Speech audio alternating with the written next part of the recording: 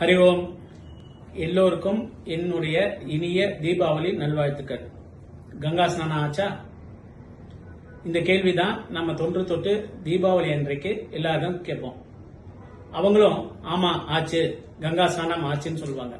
இது எதுக்காக அப்படின்னா, நம்முடைய உடம்புல செல்கள் இருக்கு, கோடிக்கணக்கான செல்லால் ஆனதுதான் நம்ம.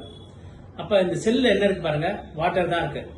அந்த வாட்டரை ஒரே ஒரு கேள்வி கேட்கிற போதே புனிதப்படுத்தி விடுகிற ஒரு அற்புதம் நம்முடைய பாரத தேசத்துல இருக்கு. கங்கா தேவி இன்னைக்கு எல்லா ஜலத்திலையுமே கங்கா ஆவாகனமா வந்துடுறா அப்படின்னு அர்த்தம். அதனாலதான் நம்ம ஸ்நானம் பண்ணுகிற போது இன்னைக்கு கங்கா ஸ்நானம் ஆறுது அப்படின்னு நம்ம புரிஞ்சுக்கிறோம்.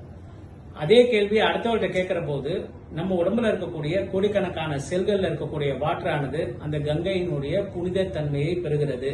அதனால இன்னைக்கு நீங்க யாரை பார்த்தாலும் கங்கா ஸ்நானம் ஆச்சான்னு கேளுங்க, அவங்களும் கங்கா ஸ்நானம் ஆச்சுன்னு சொல்லட்டும்.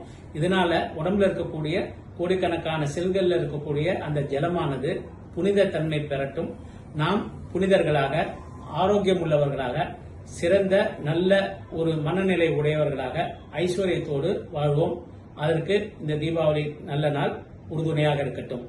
நானும் உங்களுக்காக படப்பை ஜெயதுர்காபுரத்தில் அன்னபூர்ணியிடம் மிக மிக மனமுருகி எல்லாருடைய ஆரோக்கியத்துக்காகவும் வேண்டிக் கொள்கிறேன். நன்றாக குரு வாழ்க, குருவே துணை.